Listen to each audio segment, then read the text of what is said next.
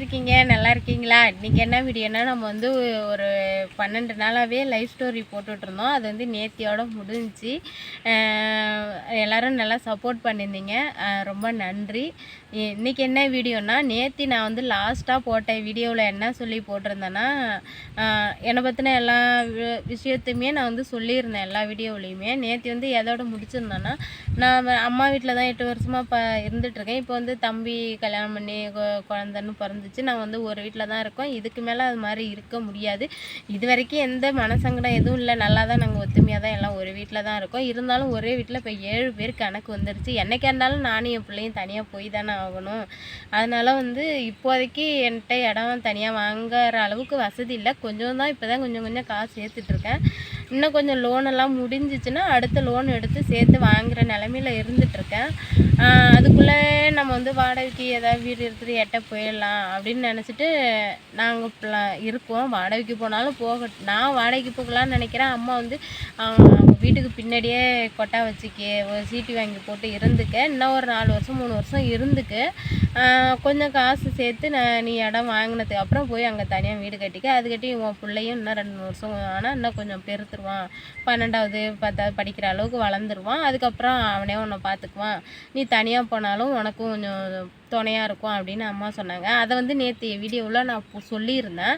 அதுக்கு நிறையா பேர் கமெண்ட் பண்ணியிருந்தீங்க. அந்த கமெண்ட் பண்ண நல்ல உள்ளவங்களுக்கு ரொம்ப ரொம்ப ரொம்ப நன்றி. எல்லோரும் என்ன சொல்லியிருந்தீங்கன்னா, அக்கா அம்மா தங்கச்சி அம்மா சொல்கிற மாதிரியே கேளுங்க, அக்கா அம்மா சொல்கிற மாதிரி கேளுங்க, நீங்கள் வந்து அக்கா தம்பி அம்மா தம்பி கூடவே இருங்க, வெளியில் எங்கேயும் போகாதீங்க, நீங்கள் வந்து அம்மா சொல்கிற மாதிரி உங்கள் வீட்டுக்கு பின்னாடியே தனியாக கொட்டா வச்சுக்கிட்டு உங்கள் அம்மா தம்பியோட பாதுகாப்புலேயே இருங்கக்கா அப்படின்னு சொல்லியிருந்தீங்க. நீங்கள் தனியாக போனால் அவ்வளோவா உங்களுக்கு பாதுகாப்பு இல்லை. ஒரு பொண்ணை நீங்கள் வந்து தனியாக போய் இருந்துட்டு இருக்கிறது ரொம்ப கஷ்டம். உங்களுக்கு அவ்வளோவா பாதுகாப்பு இருக்காது. அது ரொம்ப ரொம்ப கஷ்டம். நீங்கள் வெளில போகாதீங்க, இங்கேயே அங்கனைக்குள்ளே பின்னாடி ஏதாவது கொட்டா வச்சுட்டு இருந்துங்க அப்படின்னு நிறைய பேர் சொல்லியிருந்தீங்க. அது நானும் யோசித்தேன். நம்ம அவசரப்பட்டு வெளில இப்போ வாடகைக்குன்னு போயிட்டா அது ரொம்ப சிரமம். நமக்கும் தெரியும், நம்மளும் ஒரு யூனிஃபார்ம் சர்வீஸில் இருக்கோம், ஊர்கால்பட்டில் இருக்கிறதுனால நானும் எவ்வளோ வெளி உலகத்தில் என்னென்ன நடக்குது எல்லாத்தையும் பார்த்துட்டு தான் இருக்கேன். நம்ம வந்து தனியாக போய் இருக்கிறதுங்கிறது அவ்வளோ சின்ன விஷயம் இல்லை. நம்ம வீட்டுக்குள்ளே இப்போ இவங்களோட பாதுகாப்பில் இருந்தாலும் இப்போ வெளில போகும்போது வரும்போது எவ்வளோ பிரச்சனைகளை ஒரு பொண்ணாக இருந்து தனியாக வாழறதுங்கிறது ரொம்ப ரொம்ப கஷ்டம். அது நம்ம எதிரிக்கு கூட அந்த நிலமை வரக்கூடாது. அது எவ்வளோ பிரச்சனையை ஃபேஸ் பண்ணி தான் ஒவ்வொரு பொண்ணும் தனியாக இருக்கவங்கெல்லாம் கண்டிப்பாக எந்த ஒரு இடத்துக்கு எந்த ஒரு டிபார்ட்மெண்ட் எந்த ஒரு இடத்துக்கு போகணுன்னாலுமே வேலை பார்க்குற இடமும் இல்லை, நம்ம ஒரு உதவின்னு அங்கே போய் நின்னாலே அது வந்து எவ்வளோ ஒரு பிரச்சனைகள்லாம் தாண்டி தான் வரணும் அப்படிங்கிறது தனியாக இருக்க எல்லா பொண்ணுக்குமே தெரியும். அது ரொம்ப கஷ்டங்கிறது எனக்கு தெரியும். அதை வந்து தனியாக போகணுங்கிறது எனக்கு கொஞ்சம் சங்கடமாக தான் இருந்துச்சு. இப்போ வந்து நிறைய பேர் நேற்று கமெண்டில் வந்து அக்கா நீங்கள் வந்து தனியாக போகாதீங்கன்னு எனக்கு என் மேலே இவ்வளோ அக்கறை எடுத்து உங்களெலாம் ஒருத்தியாக உங்கள் வீட்டு பொண்ணாக நினச்சி நிறைய எனக்கு வந்து அட்வைஸ் பண்ணியிருக்கீங்க. மெனக்கட்டுட்டு இவ்வளோ பெரிய கமெண்ட்லாம் டைப் பண்ணி அனுப்பியிருக்கீங்க. நீங்கள் தனியாக போகாதீங்கக்கா, ஊர் உலகம் தப்பாக பேசும், நீங்கள் வந்து அம்மா சொன்ன மாதிரி அம்மா வீட்டு இடத்துல பின்னாடி வந்து கொட்டா வச்சுட்டு இருங்க, அம்மா தம்பி பாதுகாப்புலேயே இருங்க, அஜய் பெரியவன் ஆனதுக்கப்புறம் தனியாக நீங்கள் இடம் வாங்கிட்டு போய்க்கிங்கன்னு நிறைய பேர் கமெண்ட் சொல்லியிருக்கீங்க. அவங்களுக்குலாம் ரொம்ப ரொம்ப நன்றி. நானும் நீங்கள் சொன்னதை மீறவே இல்லை. நீங்கள் சொன்னது தான் நானும் செய்ய போகிறேன். நம்ம வீட்டுக்கும் பின்னாடியே நம்மளோட லைவில் வந்து எல்லாருக்குமே தெரியும், நம்ம வீடு வந்து ஏற்கனவே வந்து கொல்லைக்குள்ளார தான் இருக்குது. எந்த பக்கத்துலேருந்து வந்தாலும் 1 கிலோமீட்ரு முந்திரி காடு வெறும் கொல்லைக்காடாக தான் இருக்கும், கொல்லைக்குள்ளே தான் இருக்குது. பக்கத்தில் வீடு இருக்குது, அங்கனே எட்ட இருந்தாலும் ஒரு மொத்தத்துக்கு ஒரு 7 வீடு தான் இருக்கும். எட்ட தள்ளி தான் இருக்கும். நெருக்கமாக தெருவெல்லாம் இருக்காது. அதுலேயே அம்மா வீடு இப்போ இருக்குன்னா அதுக்கு பின்னாடியே அம்மா வீட்டு பங்கு தான். அப்படியே பின்னாடியே தோட்டம், துளசி கொல்லை, அந்த மாசி பச்சை முந்திரி கொல்லைன்னு அப்படியே பின்னாடியே தான் இருக்குது. அதில் கொஞ்சம் வீட்டுக்கு பின்னாடியே ஒரு துளசி கொல்லை இருக்குது. அதில் முன்னாடியே நீ வந்து சீட்டி போட்டு நான் அந்த செலாப்பு சுவர் இருக்குல்ல அது வாங்கி வச்சு சீட்டி போட்டு இருந்தாலும் இருந்துக்கு, இல்லை சின்னதாக ஓடு போட்டு விட்டாலும் நீ வந்து போட்டுக்க, இப்போதைக்கு வந்து இங்கே எங்கள் பார்வையிலே இருந்துக்க அப்படின்னு சொல்லி அம்மா சொன்னாங்க.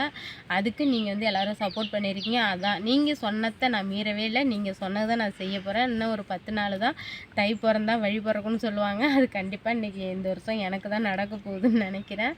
தை மாதம் பிறக்கிறதும் நம்ம வந்து பொங்கல்லாம் முடிஞ்சிட்டு உடனே பின்னாடியே அம்மா வீட்டு இடத்துலையே கொட்டா வைக்கிறதா முடிவு பண்ணிட்டேன். நீங்கள் சொல்கிறது உண்மை தான்.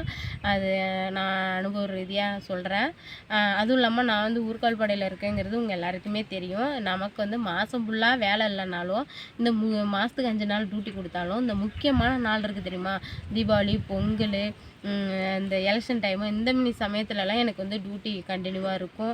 அப்போ விடியாக்காலம் 4 மணி 5 மணிக்கே போகிற மாதிரி இருக்கும், 6 மணிக்கே போகிற மாதிரி இருக்கும். அந்த மணி சமயத்தெல்லாம் நம்ம அஜயை வந்து கிளப்பிட முடியாது. இதே நம்ம வாடகைக்கு இருந்தோம்னா அங்கே தனியாக விட்டுட்டும் போக முடியாது. நைட்டுக்கு வர 10 மணி ஆகும், 9 மணி ஆகும். அந்த மணி சமயத்தில் புள்ள வந்து சாப்பாட்டுக்கு இல்லாமல் தனியாக இருந்து ரொம்ப சிரமமாக இருக்கும். அது நம்மளால் அங்கே நிம்மதியாக டியூட்டி பார்க்க முடியாது. அதெல்லாம் யோசித்து பார்த்துட்டு நீங்கள் சொன்னது எல்லாத்தையும் யோசித்து பார்த்து தான் நான் வந்து இப்போ வந்து அவங்க வீட்டுக்கு பின்னாடியே தை மாதம் கொட்டா வைக்க போகிறோம். அது கன்ஃபார்ம் ஆயிடுச்சு.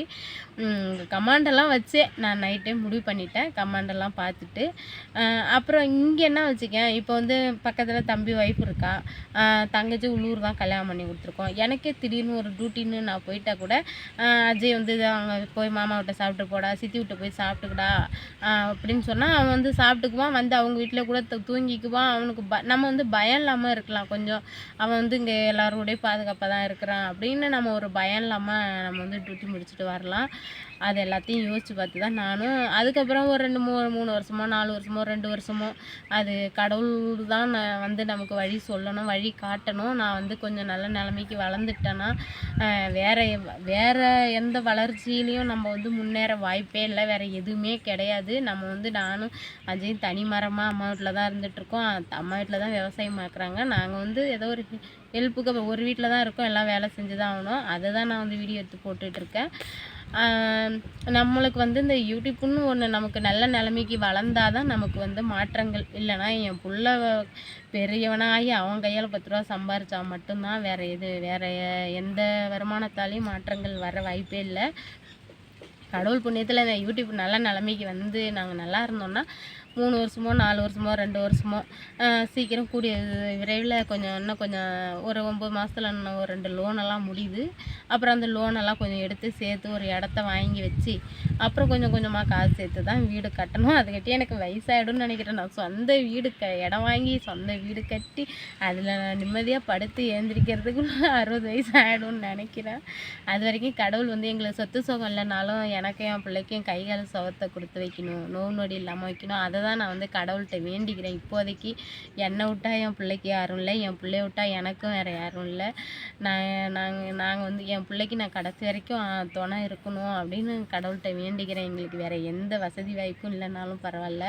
இந்த உடம்புலாம் கொஞ்சம் முடியாமல் இருக்கிறதுனால எனக்கு ரொம்ப சங்கட்டமாக இருந்துச்சு. இதெல்லாம் நினச்சி தான் நம்ம பிள்ளை நிலமை என்ன ஆகிறது அப்படின்ட்டு நம்ம வந்து வீட்டுக்கு பின்னாடியே வீடு கட்டிகிட்டே இருந்தாலுமே நம்ம வந்து தனியாக ஒரு பேச்சுக்கு தனியாக இருந்தாலுமே நம்ம வந்து நம்மளால் முடிஞ்ச வேலையை ஏதாவது வந்து தம்பிக்கு அப்பப்போ ஹெல்ப் பண்ணி கொடுக்குவோம், வேலை செய்வோம்.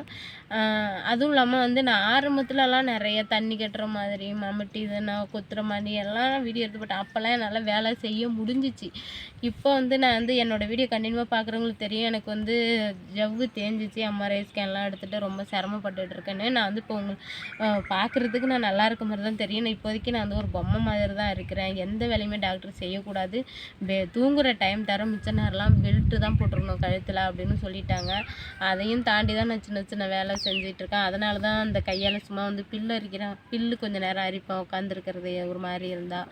அன்றைக்கி எனக்கு கொஞ்சம் நேரம் துளசி தான் அறுத்தேன். அதுக்கே எனக்கு பயங்கர வலி வந்துருச்சு கையெல்லாம். அதுமாரி சின்ன சின்ன வேலை செய்வேன். அதை தான் நான் வந்து வீடியோ எடுத்து போடுறேன். அதனால் இப்போ வந்து என்னால் என்னால் எப்போ முடியுதோ என்னால் ஏதோ முடியறத வந்து நான் அவனுக்கு ஹெல்ப் பண்ணுவேன். நான் இவ்வளோ நாள் எடுத்த மாதிரி வீடியோலாம் எடுத்து போடுவேன். இவ்வளோ நாள் எனக்கு எப்படிலாம் சப்போர்ட் பண்ணீங்களோ அது மாதிரி இன்னமும் எனக்கு சப்போர்ட் பண்ணுங்கள். என்னோடய வீடியோஸ்லாம் எல்லோரும் பாருங்கள். இவ்வளோ நாள் சப்போர்ட் பண்ணிட்டீங்க, இதுக்கு மேலேயும் சப்போர்ட் பண்ணுங்கள். உங்களால் தான் நாங்கள் வளரணும். உங்கள் ஆதரவு இல்லைன்னா நாங்கள் இருக்கிற இடமே தெரியாது.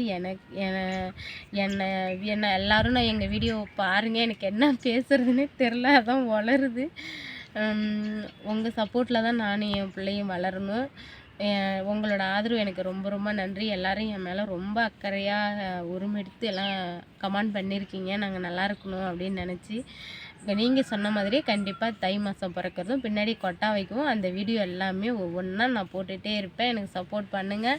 நான் இப்போவும் அன்னன்னைக்கு நடக்கிற சின்ன சின்ன விஷயங்கள், நாங்கள் செய்கிற சின்ன சின்ன வேலைகள் விஷயங்களை நான் வந்து வீடியோ எடுத்து போட்டுட்டு தான் இருப்பேன். எனக்கு நம்ம எல்லாருமே நம்ம வீடியோவை லைக் பண்ணுங்கள், ஷேர் பண்ணுங்கள். மறக்காமல் விஏஜே சன் ஆஃப் வனிதா யூடியூப் சேனலை சப்ஸ்கிரைப் பண்ணுங்கள். தொடர்ந்து நம்ம வீடியோவை பாருங்கள், எங்களுக்கு சப்போர்ட் பண்ணுங்கள் நண்பர்களே. உங்கள் ஆதரவு எங்களுக்கு ரொம்ப ரொம்ப வேணும். ஓகே நண்பர்களே, நான் ஏதாவது தப்பாக பேசியிருந்தா என்ன மன்னிச்சிருங்க. எனக்கு என்ன பேசுகிறதுனே தெரியல. உங்கள் சப்போர்ட்டு என்றைக்குமே எனக்கு வேணும். இது வரைக்கும் நீங்கள் சப்போர்ட் பண்ணதுக்கு ரொம்ப ரொம்ப நன்றி. இன்னமும் உங்கள் சப்போர்ட் எனக்கு ரொம்ப ரொம்ப வேணும். ஓகே, பாய் நண்பர்களே.